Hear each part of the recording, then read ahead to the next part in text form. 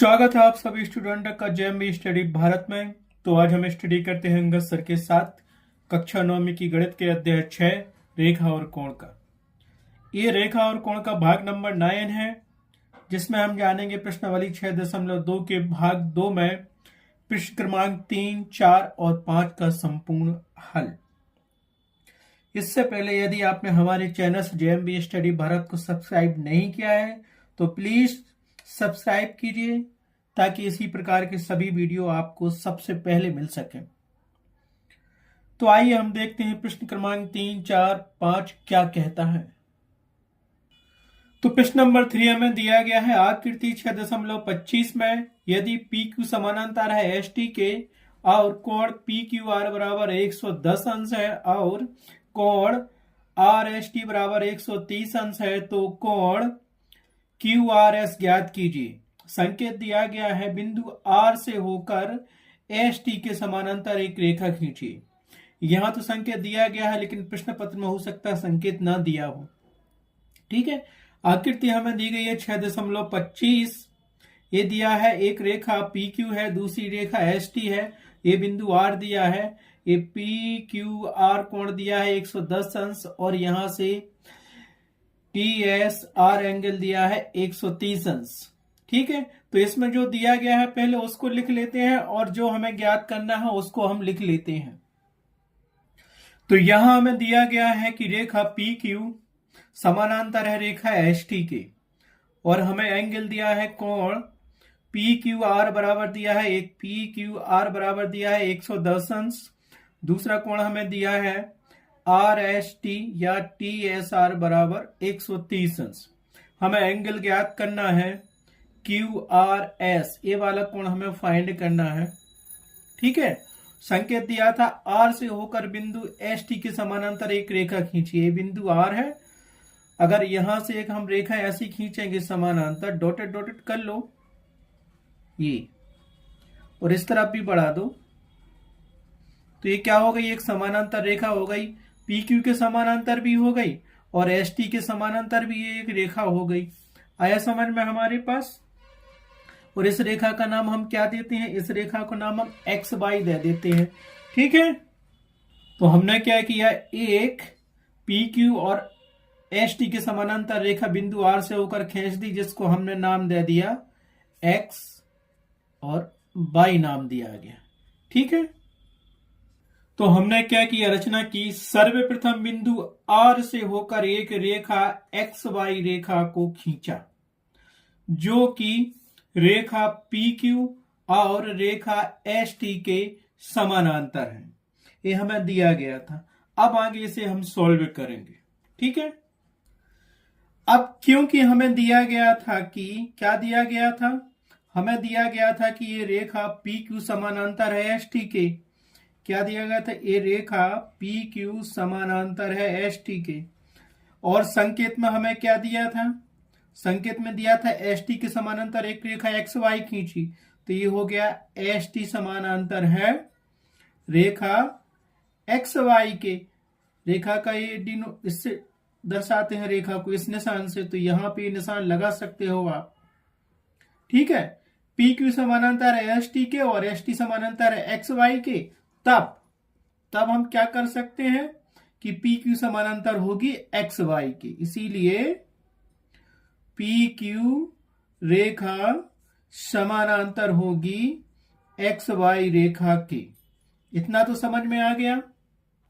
तो इतना तो आपको सबको समझ में आ गया। एक्स वाई रेखा एस टी के भी समानांतर है, पी क्यू की भी समानांतर है। तो एक बार हम पी क्यू रेखा एक्स वाई के समानांतर करेंगे, फिर दूसरी बार एस टी रेखा एक्स वाई के समानांतर करेंगे, तो हमें यहाँ पे एक जेड आकृति मिलेगी। तो यहाँ का जो ये कोण दिया है 110 अंश और यहाँ का एक कोण, ये भी हम ज्ञात कर सकते हैं, ये भी हम ज्ञात कर सकते हैं।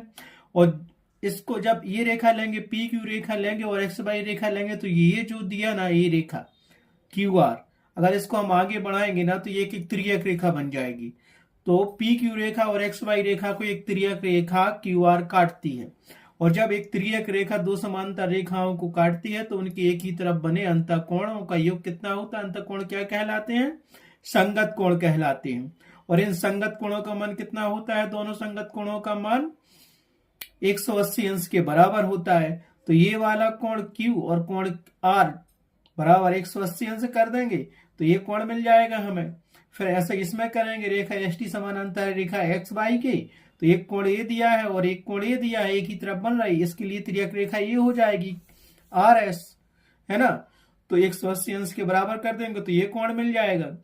और हम जानते हैं जब एक सरल रेखा पर जितने भी कोण बनते हैं उन सभी कोणों की माप कितनी 180 अंश के बराबर होती है। तो ये कोण और ये कोण जोड़ देंगे बराबर 180 अंश आ जाएगा।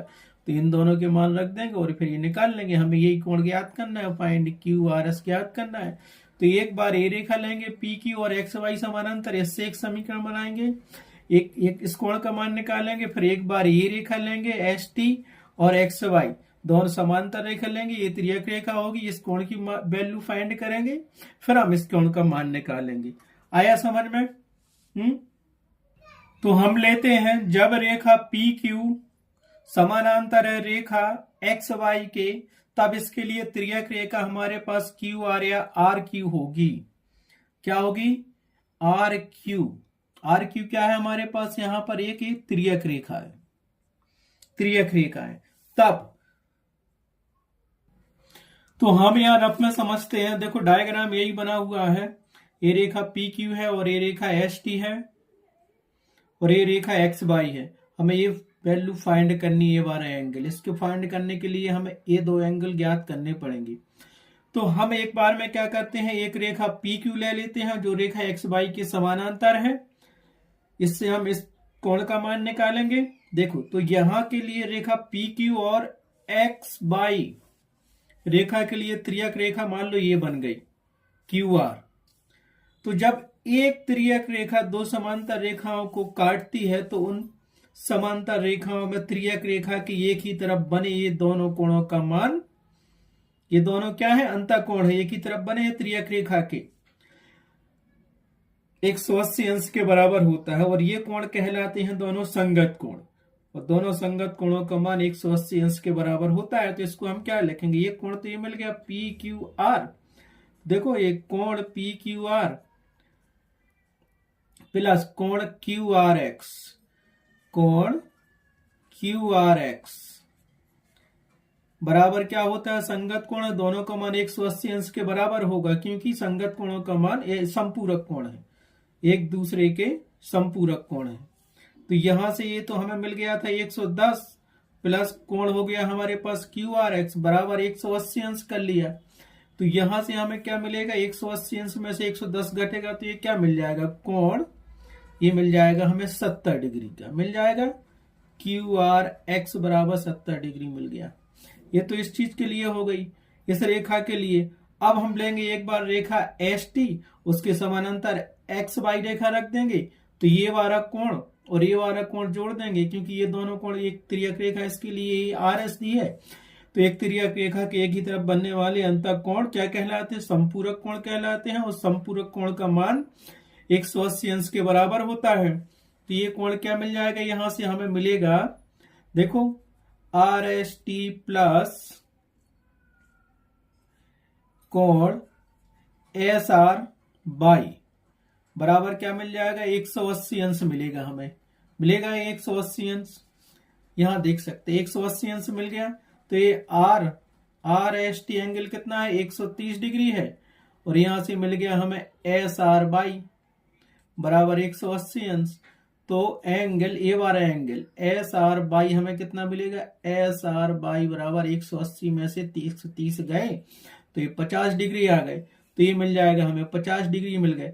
जब ये एंगल और ये मिल गया तो ये हम फाइंड कर सकते हैं, क्योंकि एक सरल रेखा पर जितने कोण बनते हैं ये पूरे वाले कोण, इसका मान कितना होता है? 180 अंश होता है। तो इस कोण को और इस कोण को जोड़ देंगे बराबर 180 अंश कर देंगे, तो फिर ये वैल्यू हम निकाल लेंगे, फाइंड कर लेंगे। आया समझ में? तो हमारे पास 70 और 50 कितना हो जाएगा? 120। 120 को 180 में से घटाएंगे तो 160 अंश का कोण आ जाएगा। रफ में समझ में आ गया? अब इसे लिखना कैसे देख लो। तो हमने ली थी रेखा पी क्यू और एक्स वाई एक दूसरे के समानांतर है, जिसकी तिर्यक रेखा आर क्यू है या क्यू आर है। तो इसको हम लिख सकते हैं ये वाला कोण पी क्यू आर, ये वाला कोण और दूसरा कोण हम लिखेंगे क्यू आर एक्स। इसीलिए कोण पी क्यू आर प्लस कोण एक्स आर क्यू कर लो या क्यू आर एक्स कर लो बराबर क्या होगा 180 अंश के। रीजन आपको देना पड़ेगा क्योंकि त्रियक रेखा के एक ही तरफ के बने अंतःकोण संपूरक कोण होते हैं। जब एक त्रियक रेखा दो समांतर रेखाओं को काटती है तो इस त्रियक रेखा की एक ही तरफ बने दोनों कोण अंतःकोण संपूरक कोण होते हैं। तो इसको यहां सा लिख दो। तो हमने क्या दिया, एक त्रियक रेखा के एक ही तरफ बने अंतःकोण संपूरक कोण होते हैं। कौन कौन से कोण, पी क्यू आर और एक्स आर क्यू, ये दोनों कोण संपूरक होते हैं और संपूरक दोनों कोणों का मान 180 अंश के बराबर होता है। अब हमें क्या दिया गया, तो हमें दिया गया था कोण पी क्यू आर 110 अंश दिया गया है। तो कोण पी क्यू आर की वैल्यू यहां रख दो तो ये हमें क्या मिल जाएगा, ये तो 110 अंश हो गया और प्लस कोण एक्स आर क्यू या क्यू आर एक्स बराबर 180 अंश। अब ये ज्यों का तुम लिखा रहेगा 110 अंश इस तरफ जाएगा तो 180 अंश में से माइनस हो जाएगा। माइनस करेंगे तो कितना मिलेगा, यहां से ये मिल गया कोण एक्स आर क्यू बराबर 180 अंश माइनस 110 अंश बराबर हमें मिल गया ये कितना 70 अंश। तो ये कोण हमें कितना मिल गया, ये वाला कोण मिल गया हमें केवल 70 अंश और इन दोनों को जोड़ेंगे तो कितना टोटल आएगा 180 अंश आ जाएगा। संपूरक कोण की माप होती ही 180 अंश। जब एक त्रियक रेखा दो समांतर रेखाओं को काटती है तो उस त्रियक रेखा के एक ही तरफ बनने वाले अंतःकोणों को हम संपूरक कोण कहते हैं और इन कोणों की माप होती है 180 अंश। ठीक है, ये दो रेखा ली थी। अब की बार में हम क्या करेंगे, एएसटी रेखा और एक्स वाई रेखा ले लेंगे। तो वही बिल्कुल सेम इसी तरह से हम इसको करेंगे, ये कोण लेंगे और ये कोण लेंगे, ये कोण फाइंड कर लेंगे। ठीक है, तो करते हैं। जब रेखा एएसटी और एक्स वाई लेते हैं, जब दोनों रेखा एएसटी और एक्स वाई समांतर है तो इनकी त्रियक रेखा आर एस होगी। तब ये वाला कोण आर एस टी धन बाई आर एस बराबर 180 अंश हो जाएगा। ठीक है, हम क्या लिखेंगे, जब रेखा एस टी समानांतर है रेखा एक्स वाई के एवं त्रियक रेखा आर एस हो तब तो हमें क्या मिलेगा, कोण टी एस आर प्लस कोण एस आर वाई बराबर 180 अंश। रीजन दे दो क्योंकि यहाँ पे एस टी रेखा समानांतर एक्स वाई की और त्रियक रेखा आर एस है तो ये सारा रीजन यहाँ पे रख दो। तो देखो यहाँ क्या बन गया, एक त्रियक रेखा के एक ही तरफ बने अंतःकोण संपूरक होते हैं और हमने बेसिक में बताया था रफ में कि ये त्रियक दो समांतर रेखा है तो ये वाला कोण और ये वाला कोण क्या है, एक दूसरे के संपूरक कोण है और दोनों कोणों का योग 180 अंश के बराबर होता है। तो रख लो यहाँ पे। अब हमारे पास ये तो दिया था कोण, क्या दिया था, टी एस आर या आर एस टी एंगल हमें कितना दिया था, 130 अंश दिया था। तो इसकी वैल्यू हम रखेंगे 130 अंश प्लस एक कोण एस आर बाई बराबर 180 अंश कर लो। सोचार इसको कोण एस आर बाई करो या बाई आर एस करो, बीच में आर है ही। तो यहां से हमें मिल जाएगा कोण एस आर बाई बराबर 180 अंश माइनस 130 अंश, क्योंकि 130 उस तरफ जाएंगे तो माइनस के हो जाएंगे। तो यहां से हमें मिल जाएगा एंगल एस आर बाई बराबर 50 डिग्री मिल गया। तो हमारे पास ये कोण कितना मिल गया, 50 अंश का मिल गया। देखो मिल गया ये 50 अंश का, तो इसको लिख दिया हमने 50 डिग्री। तो ये कोण हमें मिल गया, एक कोण हमें क्या मिल गया था, एक्स आर क्यू मिल गया था हमारे पास 70 डिग्री और एक कोण एस आर वाई मिल गया हमारे पास 50 डिग्री। ठीक है, ये देखो यहाँ रफ में देखो ये 70 अंश है, ये 50 डिग्री है। हमें कोण ये फाइंड करना था, क्यू आर एस फाइंड करना था। तो हम जानते हैं एक रेखा है एक्स वाई, इस पर जो कोण बनते हैं वो सरल कोण या ऋजु कोण कहलाते हैं और उस कोण की माप होती है 180 अंश। तो इस रेखा पर तीन कोण बन रहे हैं, एक ये बन रहा है 70 अंश का, एक 50 अंश का बन रहा है और एक कोण हमें फाइंड करना है। ठीक है, तो इन तीनों कोणों की माप लिख लेंगे, कोण एक्स आर क्यू प्लस कोण क्यू आर एस प्लस कोण बाई आर एस या एस आर बाई बराबर 180 अंश कर लेंगे। ठीक है, तो रख लो यहां पे मान। तो हमने क्या लिखा, रेखा एक्स वाई पर बने सभी कोणों की माप। एक्स वाई रेखा है, इस पे एक कोण ए बना, एक ए बना, एक बना, बराबर होती है 180 अंश। तो यहां लिख लो, इसीलिए एक कोण तो हमारे पास हो जाएगा ये X R by X R Q. तो इसको लिख लिया हमने कोण एक्स आर क्यू, जो हमने 70 अंश निकाला था, प्लस दूसरा कोण मिला हमें क्यू आर एस, प्लस का कोण मिल गया क्यू आर एस, प्लस किया तीसरा कोण हमें मिल गया क्या, एस आर बाई, ये वाला कोण। तो ये लिख लिया हमने कोण एस आर बाई। और ये एक सरल रेखा है, सरल रेखा पर जितने भी कोण बनते हैं उनकी माप क्या होती है, 180 अंश होती है, क्योंकि हम पहले ही बता चुके ये पूरा कोण 180 अंश का होता है। बस इसमें इसकी वैल्यू रख दो, इसकी वैल्यू रख दो, तो ये कोण फाइंड हो जाएगा जो हमें ज्ञात करना था। तो हमारे पास ये कोण कितना था जो हमने निकाला है, 70 डिग्री था, प्लस किया कोण क्यू आर एस हमको फाइंड करना है, और इसकी वैल्यू हमने कितनी निकाली थी, 50 डिग्री निकाली थी, बराबर कितना दिया है, 180 अंश दिया है। तो यहां से कर लो तो हमें क्या मिलेगा, कोण क्यू आर एस बराबर क्या मिलेगा, 180 डिग्री में से 70 उस तरफ जाएगा तो माइनस का 70 डिग्री, और 50 जाएगा उस तरफ तो माइनस का 50 डिग्री। तो ये हो जाएंगे 100 कितने बताओ, 120 डिग्री। तो यहां से हमें कोण, तो यहां से हमें क्या मिल जाएगा, कोण क्यू आर एस बराबर हमें मिल जाएगा केवल, बताओ जल्दी से कितना मिलेगा, तो ये कोण मिल जाएगा हमें 60 डिग्री। तो ये कोण क्या मिल गया, 60 अंश का मिल गया जो फाइंड करना था। तो उत्तर बराबर लिख दो। अब उत्तर क्या लिखोगे, इसीलिए तो हमारे पास उत्तर आ गया कोण क्यू आर एस बराबर 60 अंश। अर्थात ये प्रश्नावली 6.2 का क्वेश्चन नंबर 3 इस प्रकार से कंप्लीट हुआ। बहुत ही ज्यादा इंपॉर्टेंट क्वेश्चन है, ये बार-बार एग्जाम में पूछा गया है, तो इस क्वेश्चन को आप रट लेना, जैसे भी बने रट लो। नहीं समझ में आया हमें कमेंट्स करो, हम फिर से बताएंगे आपको कैसे करना है। अब चलते हैं नेक्स्ट क्वेश्चन, क्वेश्चन नंबर 4 पर। तो देखो प्रश्न नंबर 4 हमको दिया गया है आकृति 6.26 में, यदि ए बी समानांतर है सी डी के और कोण ए पी क्यू बराबर 50 अंश है और कोण पी आर डी बराबर 127 अंश है, तो एक्स और वाई का मान ज्ञात कीजिए। तो हमें यह आकृति दी है 6.26, यहां दिया गया है एक रेखा ए बी समानांतर है रेखा सी डी के, यहाँ पे बिंदु P दिया है, ये बिंदु Q है और ये R है। उसने कहा कि हमारे पास जो कोण दिए हैं ए पी क्यू, ये 50 अंश का है, और दूसरा कोण हमें दिया है पी आर डी 127 अंश का है, और एक कोण हमें दिया गया है क्यू पी आर बाई अंश का, और एक कोण हमें दिया है पी क्यू आर एक्स अंश का। हमें वैल्यू एक्स और वाई मतलब ये कोण और ये कोण फाइंड करना है। तो जो हमें दिया गया है पहले उसको लिख लेते हैं, फिर हम उसको सॉल्व करते हैं। तो हमें दिया गया है रेखा ए बी समानांतर है सी डी के, ये रेखा समानांतर है सी डी के, कोण ए पी क्यू दिया है हमें 50 अंश का, और कोण पी आर डी हमें दिया है 127 अंश का। इसको क्रमशः समीकरण 1 और समीकरण 2 मान लिया। ज्ञात क्या करना है, एक्स और वाई का मान ज्ञात करना है, तो वो भी लिख लेते हैं। क्या ज्ञात करना हमें, एक्स तथा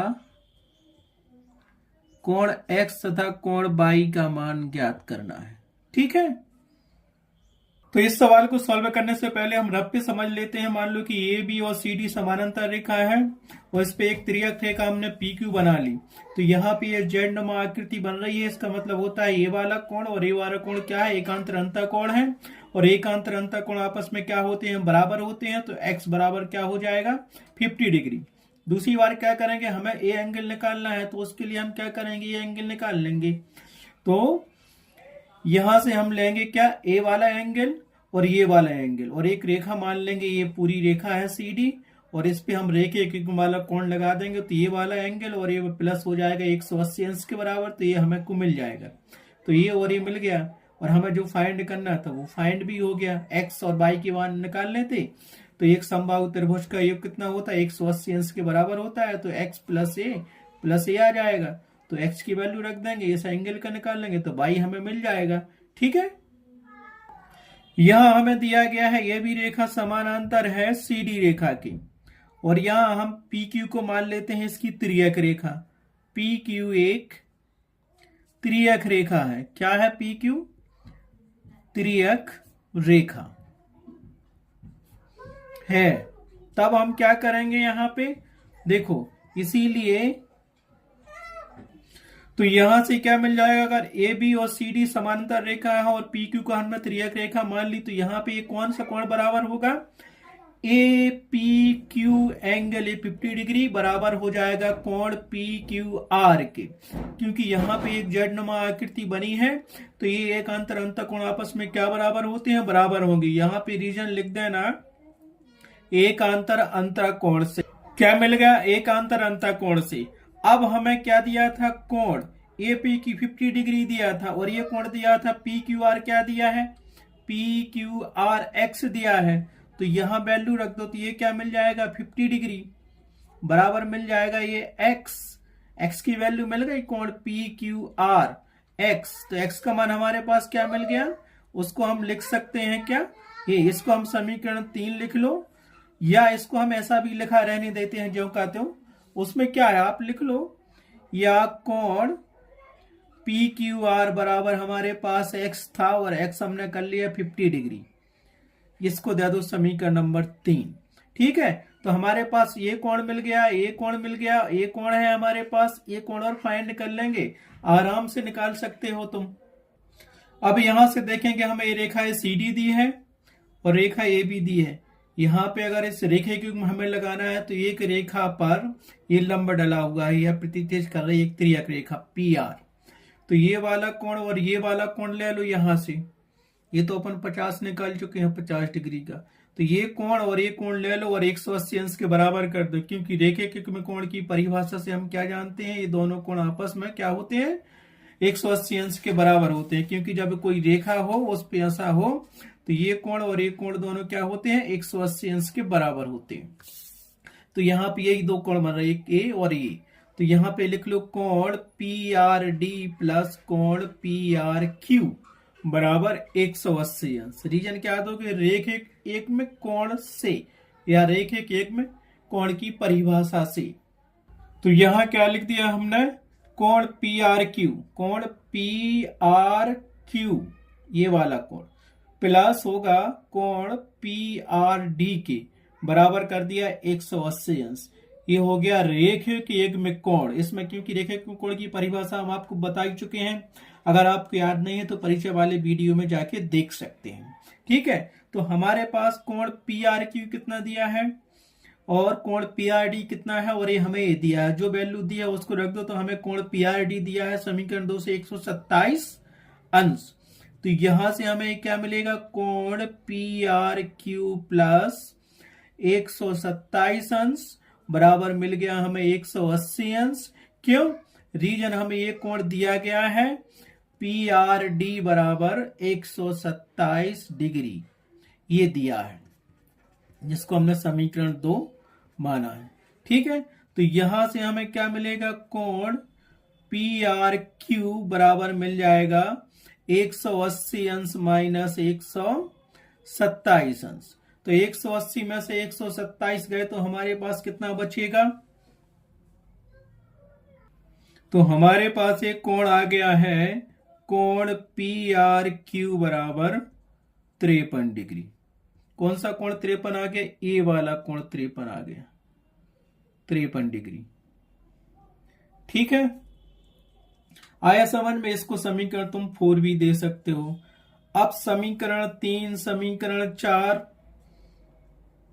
निकाल लो। अब क्या निकालना, हमें कौन सा कोण फाइंड करना, ए करना है। और यहाँ पे एक बात ध्यान देने योग्य है, देखो यहाँ पे हमें क्या मिला है, ये एक त्रिभुज बन गया PQR या QPR, एक त्रिभुज है। त्रिभुज के 2 कोण हमें ज्ञात हैं, ये तीसरा कोण ज्ञात करना है। तो हम जानते हैं त्रिभुज के तीनों कोणों का माप 180 अंश के बराबर होता है। तो ये कोण x, कोण y और कोण ये, तो ये दो कोण हमारे पास ज्ञात है, तो ये तीसरा हम निकाल सकते हैं आराम से। तो लगा दो त्रिभुज PQR में। ठीक है, तो हमने क्या लिख लिया, त्रिभुज PQR में, त्रिभुज PQR में हम क्या जानते हैं, त्रिभुज के तीनों कोणों की माप 180 अंश के बराबर होती है, तो दो हमारे पास फाइंड है, तीसरा हम निकाल लेंगे। तो लिखो त्रिभुज PQR में, ले लो पहले ये वाला एंगल ले लो, क्या मिलेगा, PQR कोण PQR प्लस, फिर ये ले लो QRP कोण QRP प्लस, अब ये वाला कोण ले लो, कोण RPQ बराबर हो जाएगा 180 अंश की। क्यों, एक तो एक समबाहु त्रिभुज हो सकता है, त्रिभुज के तीनों कोणों की माप कितनी होती है, 180 अंश के बराबर होती है, ये हम जानते हैं। रीजन देना हो तो रीजन यहां लिख दो, त्रिभुज के रीजन यहां पे लिख सकते हो आप, क्योंकि हमने लिख दिया त्रिभुज के तीनों कोणों की माप 180 अंश होती है, इस कोण की, इस कोण की, इसकी। दो फाइंड हमें मान दिए गए हैं, कोण Q और कोण R हमें दिया गया है, तो उसका मान इसमें रख देंगे समीकरण 3 से और समीकरण 4 से, और कोण P फाइंड कर लेंगे हम। ठीक है, सो दैट इंप्लाइज कोण Q हमारे पास कितना था, 50 डिग्री था, प्लस कोण R हमने कितना निकाला था, 53 डिग्री निकाला था, प्लस कोण RPQ या QRP बराबर क्या हो जाएगा, 180 अंश हो जाएगा। इन दोनों कोणों को हमने जोड़ दिया तो 53 कितना मिला, 103 डिग्री का एंगल मिल गया, और प्लस का मिल गया हमें कोण RPQ बराबर 180 अंश मिल गया। तो यहां से हमें क्या मिलेगा, कोण RPQ या QPR बराबर इक्वल टू हमें मिल जाएगा 180 अंश माइनस 103 डिग्री। तो 180 में से 103 डिग्री गए तो हमारे पास कोण RPQ बराबर कितना मिलेगा, 77 डिग्री, जो हमें फाइंड करना था। यही एंगल हमें फाइंड करना था कि कोण P क्या है, तो कोण P हमारे पास आ गया, कोण P कितना मिल गया, अर्थात ये मिल गया हमें कोण P, यही था ना, RPQ बराबर बाई था, और ये बाई बराबर हमने निकाल लिया 70 डिग्री, है ना। हमें वैल्यू ज्ञात करनी थी x और y की, तो उत्तर बराबर लिख देंगे, कोण x आ गया अपने पास 50 डिग्री का, और कोण y आ गया अपने पास 77 डिग्री का। तो उत्तर बराबर आ गया कोण x बराबर 50 डिग्री तथा कोण y बराबर आ गया 77 डिग्री। इस प्रकार से प्रश्नावली 6.2 का क्वेश्चन नंबर 4 कंप्लीट हुआ। अब चलते हैं नेक्स्ट क्वेश्चन, क्वेश्चन नंबर 5 पर, जो इस प्रश्नावली का अंतिम क्वेश्चन है।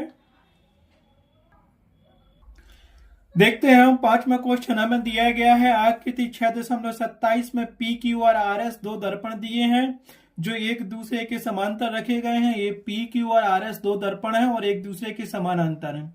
एक आपतित किरण या इंसिडेंट रे AB दर्पण PQ से बिंदु P पर टकराती है और परावर्तित किरण पथ BC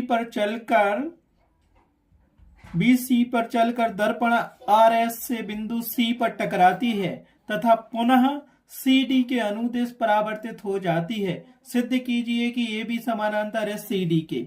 ये आकृति दी है हमें 6.27, तो इसमें कहा है कि ये PQ और RS दो दर्पण हैं और एक ये आपतित किरण AB है जो बिंदु B पर मिल रही है। ये परावर्तित होकर बिंदु C पे जाके टकराती है और यहां से परावर्तित होकर बिंदु CD के अनुदिश हो जाती है। हमें सिद्ध करना है कि AB और CD क्या है, समानांतर रेखाएं होंगी। तो इस क्वेश्चन को सॉल्व करने से पहले हम कुछ फिजिक्स की भाषा में समझ लेते हैं कि परावर्तित कोण और आपतन कोण या अभिलंब क्या होते हैं। ठीक है, तो हम देखते हैं, जैसे एक दर्पण दिया है, ये सूर्य दिया है, यहां से कोई किरण होके आती है ऐसी, तो ये कहलाती है आपतित किरण। ठीक है, इसको हम क्या कहते हैं, आपतन कोण कहते हैं। ये कोण जो बनेगा आपतन कोण कहलाता है और ये आपतित किरण है। ये यहाँ बिंदु मान लो C पे टकरा रही है और यहां से परावर्तित होकर कैसी निकल रही, ऐसी जा रही, इस डायरेक्शन में। तो यहाँ कोई बिंदु D मान लेते हैं।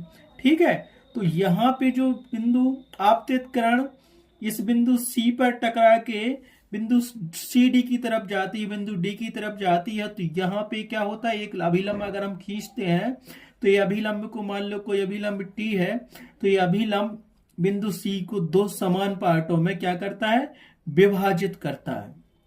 ठीक है, समद्विभाजित करता है बिंदु सी को दो समान पार्टों में। तो ये क्या कहलाती है अपने पास, आपतित किरण कहलाती है। और ये हमारे पास क्या कहलाती है, जो परावर्तित होकर चली गई, इसको हम कहते हैं परावर्तित किरण। तो ये जो कोण बनेगा आपतन कोण बनेगा, और यहां से जो परावर्तित होकर जा रही तो ये परावर्तित कोण बनेगा, और ये अभिलंब है। तो कहने का मतलब ये अभिलंब, आपतित किरण और परावर्तित किरण तीनों भी कहाँ स्थित होते हैं, तीनों एक ही तल में स्थित होते हैं। हम आपको यही बात बताना चाहते थे, क्योंकि अभिलंब हमने डाला, यहां से हम देख रहे हैं या कहीं से भी देख रहे हैं, तो तल तो एक ही है जहां दर्पण रखा है, इसी तल पे आपतित किरण आ रही है और इसी तल से परावर्तित होकर एक किरण जा रही है, और यहीं से हमने ये लंब डाल दिया था। तो तीनों एक ही तल में स्थित होते हैं। आया समझ में? तो आगे चलते हैं क्वेश्चन पर। तो हम हल करने से पहले रफ में समझते हैं कैसे इसको सॉल्व करना है। हमें ये दो समानांतर किरणें दी हैं, पी क्यू और आर एस दी हैं। ये हमारे पास ये दर्पण रखे हैं पी क्यू और आर एस। यहाँ से आपतित किरण है कहाँ, बिंदु सी पर टकरा रही है, यहाँ से चल के जा रही है और यहाँ से परावर्तित होकर बिंदु सी पर टकराती है और फिर सी से टकराकर डी की तरफ जाती है। तो यहाँ पे हमें देखना है, हमें सिद्ध करना है कि ये भी समानांतर होंगे सी डी की। इसके लिए हम क्या करेंगे, जब आपतन किरण जाती है तो यहाँ से हम ये अभिलंब डालते हैं, तो क्या होता है, ये आपतित किरण और परावर्तित किरण को दो समान भागों में क्या करता है, विभाजित करता है। और इस अभिलंब को हमने नाम दे दिया एल, आगे भी बढ़ा सकते हैं इसको ऐसा।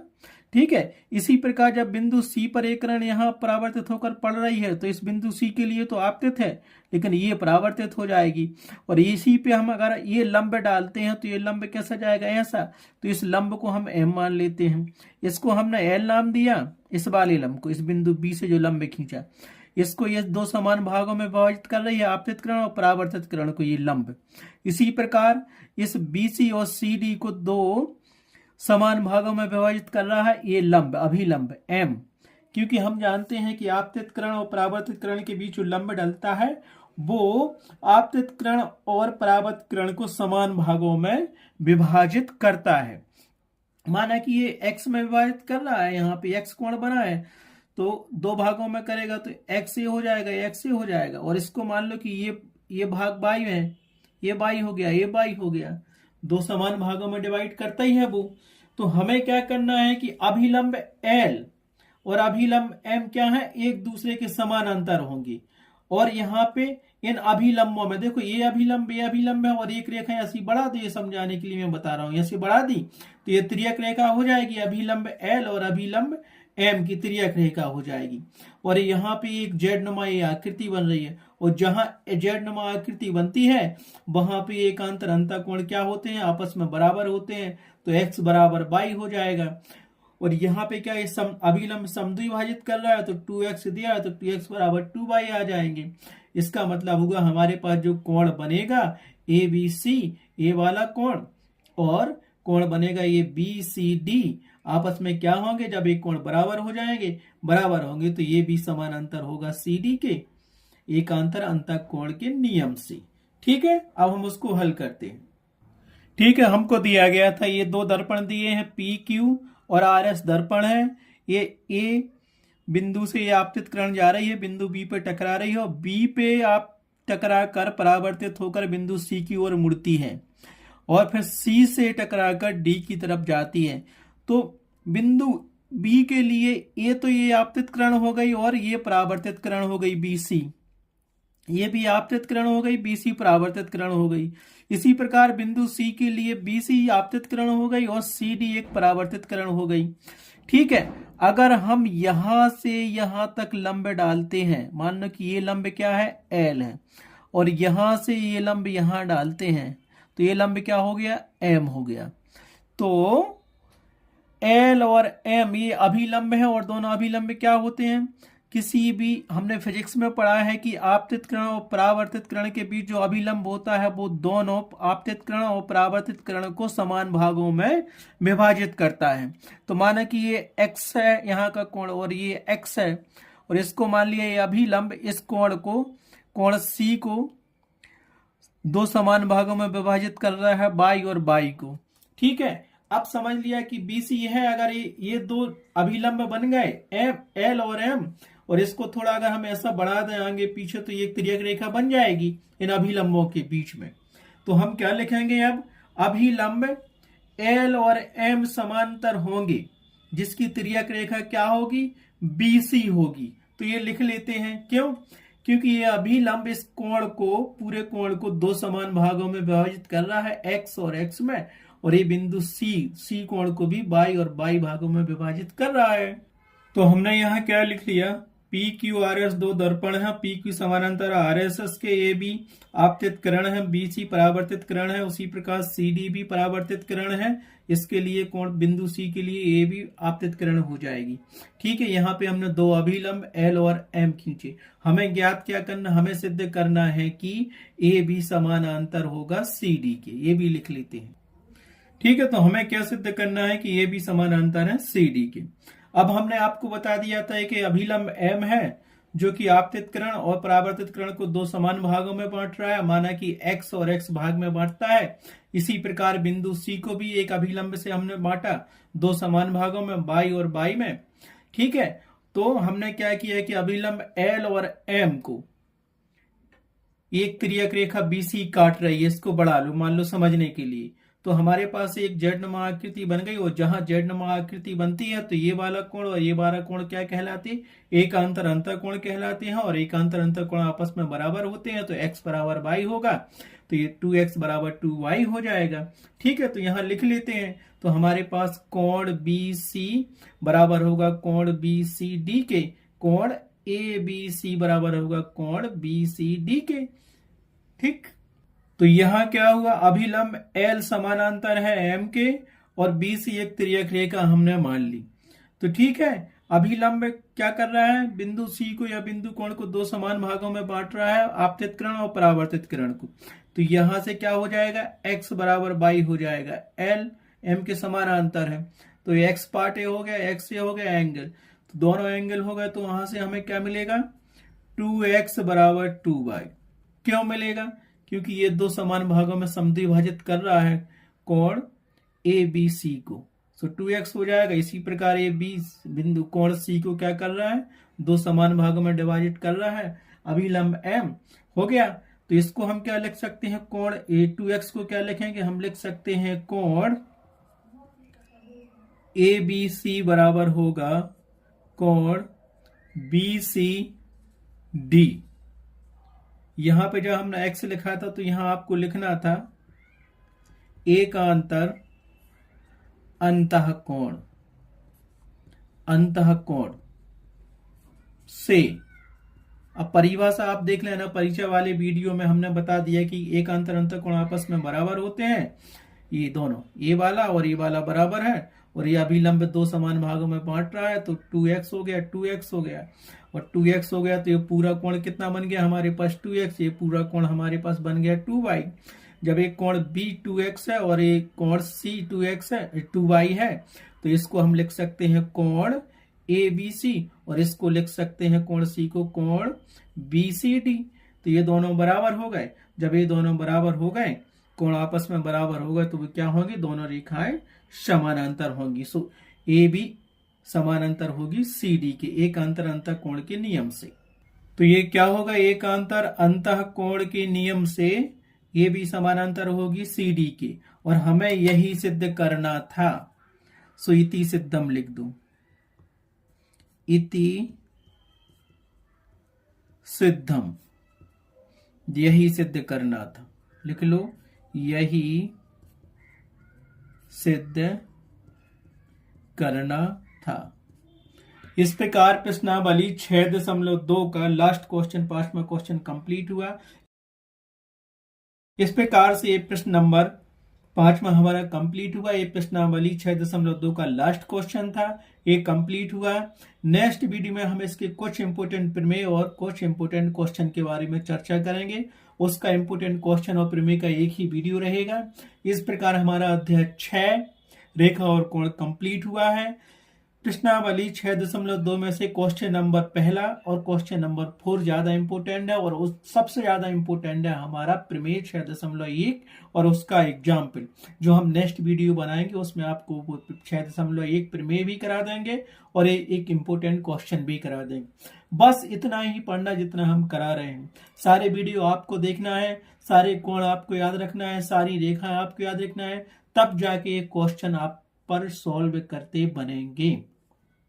आज की वीडियो में बस इतना ही। Thanks for watching my video.